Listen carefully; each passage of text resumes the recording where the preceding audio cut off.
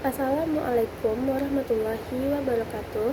Perkenalkan, nama saya Alia Nafisa Nidit dengan NIM 240062221. Di sini saya akan membuat tugas video dasar-dasar ilmu pendidikan dengan judul materi tokoh pendidikan yang berpengaruh di Indonesia. Baik, di sini saya mengambil salah satu tokoh pendidik yang berpengaruh di Indonesia, yaitu Muhammad Syafi'i. Saya akan menjelaskan tentang biodata Muhammad Syafi'i, dimulai dari latar belakang, keluarga, pendidikan, dan lain-lain. Baik, saya akan mulai dari latar belakang beliau. Beliau ialah Muhammad Syafi'i ialah seorang tokoh perjuangan, pergerakan, dan pendidikan di Indonesia. Ia merupakan pendidik INS Kayu Tanam, sebuah lembaga pendidikan menengah swasta yang bercorak khusus di Kayu Tanam, Padang Pariaman, Sumatera Barat.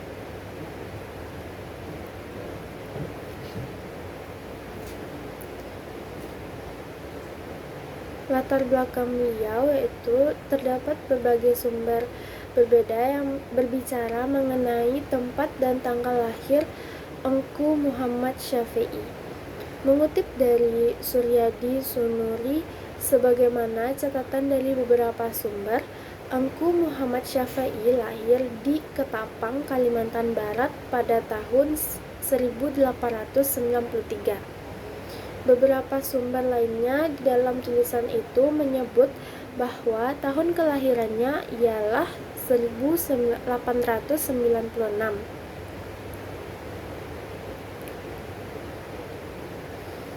Nafis menyebutkan bahwa Engku Muhammad Syafi'i lahir pada tanggal 31 Oktober 1893, sedangkan Audrey R.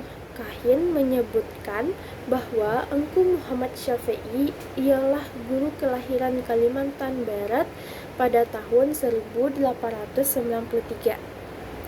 Sedangkan Syafi'ah, ibu kandung dari Engku Muhammad Syafi'i, tidak memperkirakan hari dan tanggal kelahiran dari Engku Muhammad Syafi'i tersebut. Namun dari keterangan dari Syafi'ah dan sanak saudaranya, Engku Ibrahim Marah Sultan mengambil tahun 1893 sebagai tahun kelahiran Engku Muhammad Syafi'i. Walaupun terdapat banyak perbedaan mengenai tanggal dan tahun kelahiran Engku Muhammad Syafi'i, namun sumber-sumber yang berbeda ini menyebutkan bahwa tempat kelahiran beliau ialah di Ketapang, Kalimantan Barat. Lalu kita masuk ke poin kedua, yaitu tentang keluarga Engku Syafi'i. Engku Muhammad Syafi'i ialah anak angkat dari Anduang Khalijah dan Engku Ibrahim Marah Sultan. Mereka bertemu saat Marah Sultan bertugas mengejar di Pontianak. Engku Muhammad Syafi'i yang saat itu masih lagi anak-anak bertemu di sekolah tempat Engku Ibrahim Marah Sultan.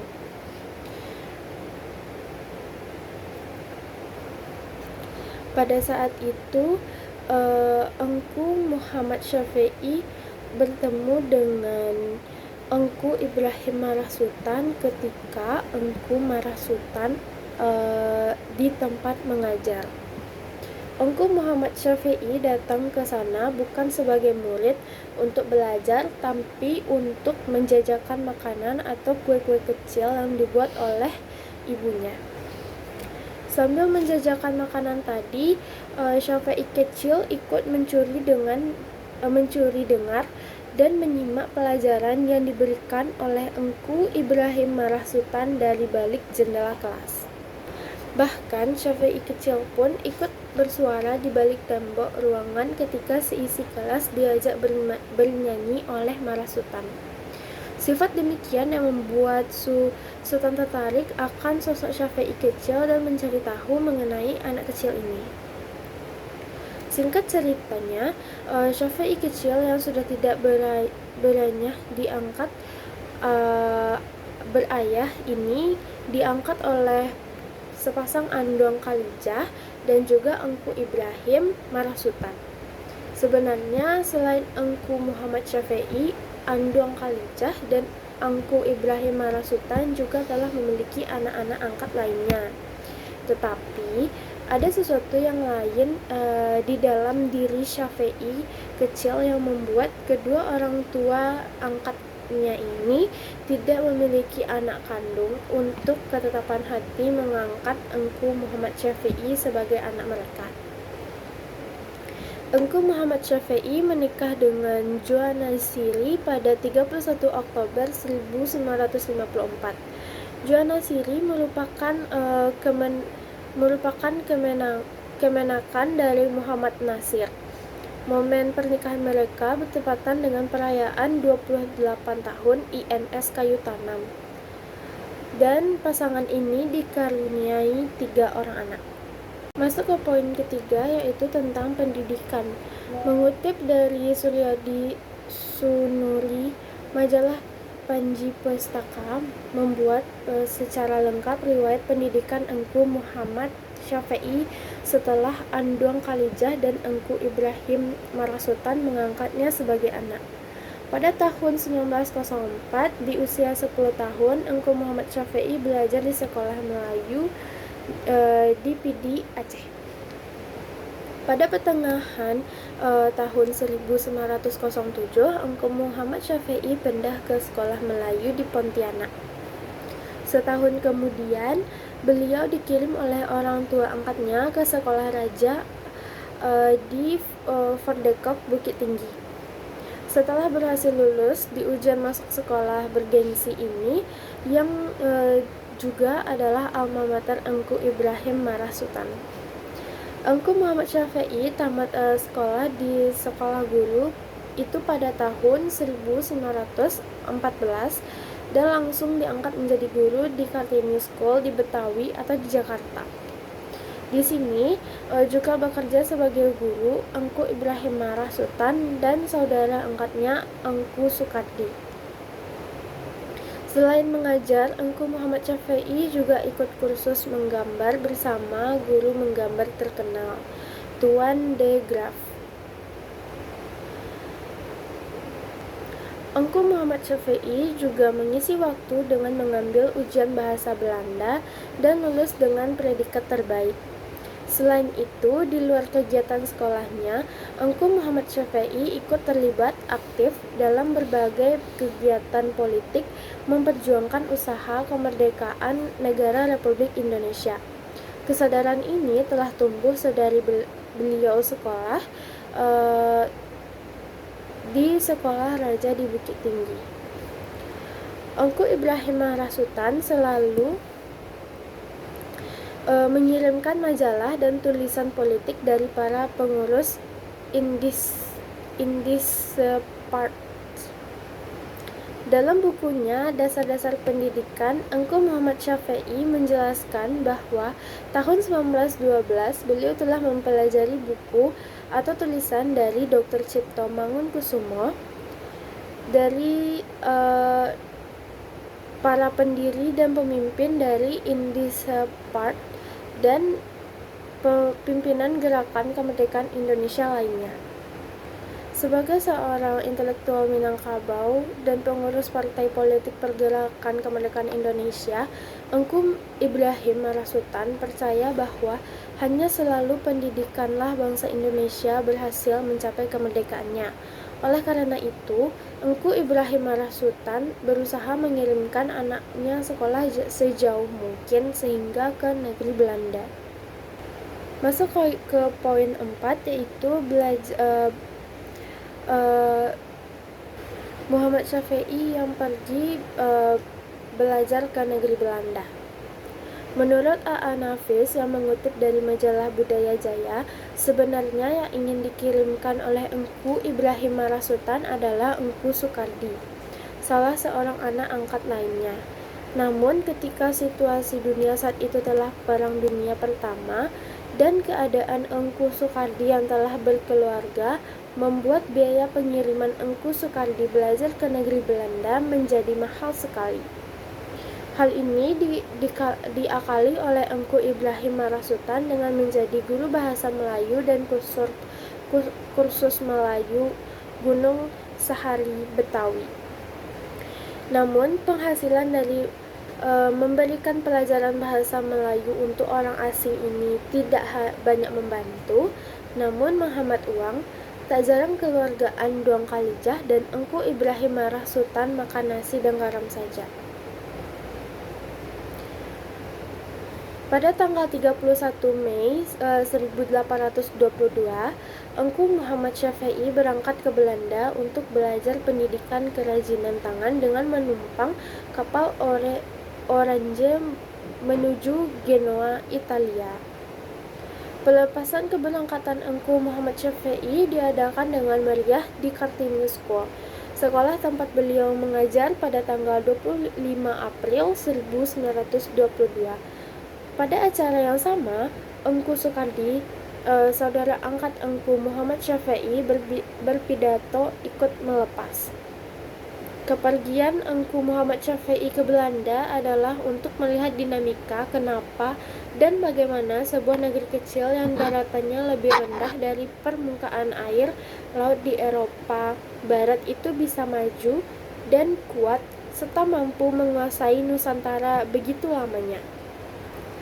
Bagi Engku Muhammad Syafi'i, pelajaran kerajinan tangan dan pendidikan kerajinan tangan itu berbeda. Menurut beliau, kursus atau pelatihan singkat dapat menyediakan pelajaran kerajinan tangan untuk keterampilan kerja. Sifat dari kegiatan singkat ini hanya akan menghasilkan para pekerja setia pakai, tapi tidak memiliki sifat atau kemampuan untuk berubah dari diri sendiri. Pendidikan kerajinan tangan lebih dari itu. Pendidikan ini berfungsi untuk membangkitkan minat kerajinan dan kemauan untuk bekerja. Selain belajar pendidikan kerajinan tangan, Engku Muhammad Syafi'i juga berkesempatan untuk mengajar sekolah rendah di Moorhoek, Rotterdam. Kesempatan itu digunakan oleh beliau untuk praktek mengajar di tengah-tengah anak didik Belanda. Waktu yang kosong digunakan oleh beliau melihat pusat-pusat industri dan sekolah kerajinan tangan.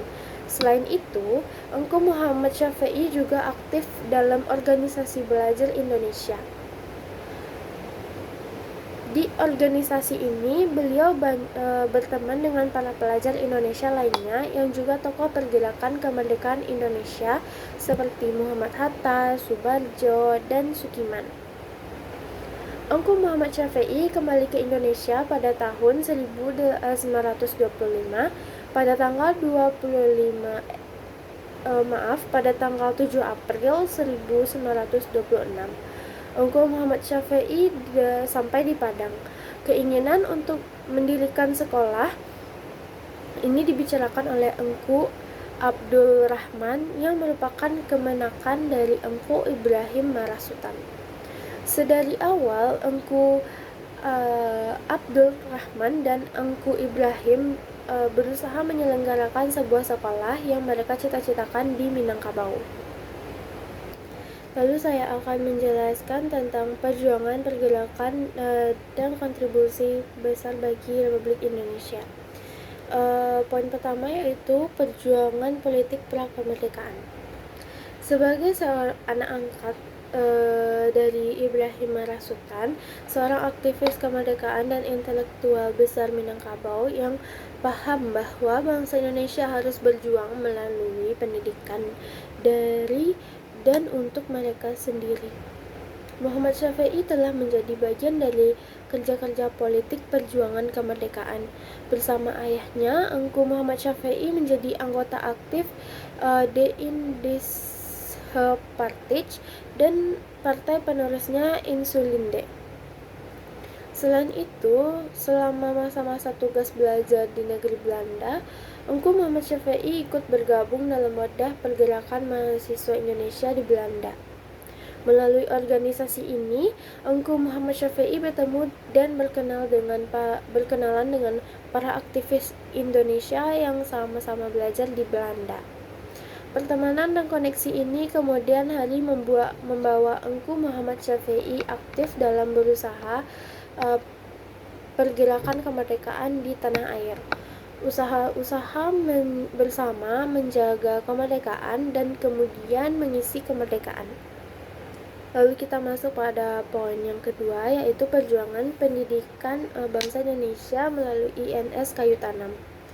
Kontribusi besar dari Engku Muhammad Syafi'i dan selalu dikenang adalah pendirian sekolah bersejarah di INS Kayu Tanam di desa kecil bernama Kayu Tanam. Nama harum sekolah INS Kayu Tanam dalam lembaran sejarah Indonesia tidak terlepas dari orisinalitas konsep pendidikan yang diajukan oleh Engku Muhammad Syafi'i yang tidak hanya melawan kelaziman pendidikan zaman kolonial di mana sekolah adalah tempat untuk menghasilkan pegawai rendahan di dalam sistem pemerintah kolonial yang sangat jelas tidak merugikan bangsa yang sangat jelas sangat merugikan bangsa Indonesia, tetapi juga sebuah konsep pendidikan yang bertujuan untuk menggali dan membentuk identitas manusia Indonesia itu sendiri. Mengutip dari Thalib Ibrahim yang merupakan salah seorang murid tamatan dari INS Kayu Tanam, menandaskan bahwa konsep pendidikan di ruang pendidikan INS adalah untuk membentuk manusia aktif dan kreatif berdasarkan Pancasila yang mengakui adanya Tuhan Yang Maha Esa dan setiap perbuatan insyaf dan sadar bahwa alam, bumi, dan makhluk insani ciptaan Tuhan selalu tumbuh dan bergerak. Oleh karena itu, sistem pendidikan yang diterapkan oleh makhluk insani cipta Tuhan selalu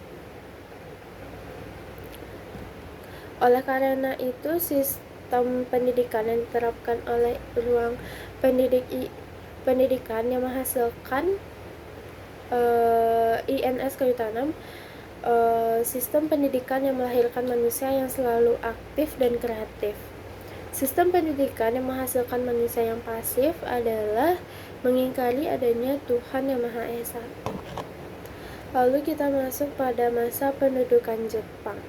Selain dikenal sebagai tokoh pendidikan dan pengajar yang mumpuni dengan mendirikan INS Kayu Tanam, Engku Muhammad Syafi'i muda juga ikut terlibat langsung dalam pergerakan merebut kemerdekaan sekembalinya dari negeri Belanda tahun 1925. Pada masa pendudukan Jepang, Engku Muhammad Syafi'i ditunjuk sebagai Ketua Chousang-in Sumatera Tengah yang berkedudukan di Bukit Tinggi. Ketika Jepang menyerah pada sekutu, Engku Muhammad Syafi'i membacakan naskah proklamasi di Bukit Tinggi pada tanggal 29 Agustus 1945. Naskah proklamasi ini adalah naskah yang dibacakan oleh Soekarno dan Muhammad Hatta pada tanggal 17 Agustus 1945 di Jakarta. Selanjutnya yaitu masa-masa usaha mengisi kemerdekaan di Indonesia. Setelah kemerdekaan, Engku Muhammad Syafi'i ikut aktif dalam membangun Republik Indonesia. Di awal masa kemerdekaan, Engku Muhammad Syafi'i diangkat sebagai Residen Sumatera Barat. Jabatan ini tidak lama dipegang. Segera pada bulan Oktober 1945, Muhammad Syafi'i memilih mengundurkan diri. Sepanjang 12 Maret 1946 hingga 2 Oktober 1946, Engku Muhammad Syafi'i diminta mengurus bidang pendidikan dengan menjadi Menteri Pengajar Indonesia pada Kabinet Syahrir II, menggantikan Todung Sultan Gunung Mulia pada pemilu 1955. Engku Muhammad Syafi'i terjun berpolitik namun tidak terpilih menjadi anggota parlemen karena kekurangan suara. Pada peristiwa pergolakan daerah pemerintah revolusioner Republik Indonesia atau PRRI yang berlangsung dari tahun 1958 sampai dengan 1961, situasi dan kondisi memaksa Engku Muhammad Syafei untuk bergabung dengan gerakan ini dengan menjadi Menteri Pendidikan dan Kesehatan PRRI. Walaupun perang hanya berlangsung selama 3 tahun, namun kegiatan belajar di sekolah INS Kayu Tanam terlantar cukup lama. Selama masa perang saudara itu, kampus INS Kayu Tanam mengalami kerusakan yang cukup parah. Pada tahun 1968, Engku Muhammad Syafei kembali ke Kayu Tanam untuk membangun INS yang terlantar akibat perang. Selain membangun dunia pendidikan melalui INS Kayu Tanam, Engku Muhammad Syafei juga turut membantu pendirian Sekolah Tinggi Umum Hukum Pancasila di Padang yang kemudian hari menjadi Fakultas Hukum Universitas Andalas.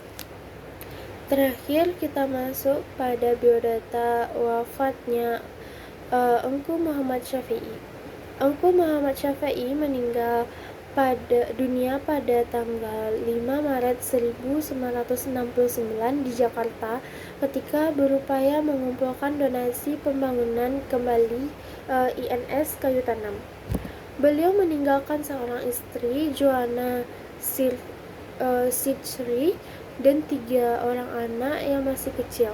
Jenazahnya diterbangkan ke Padang dan dimakamkan di samping ibu angkatnya, Andong Khalijah, dan di kompleks sekolah INS Kayu Tanam. Baiklah, sekian pemaparan materi yang dapat saya sampaikan. Maaf apabila ada salah kata maupun penyampaian. Terima kasih. Assalamualaikum warahmatullahi wabarakatuh.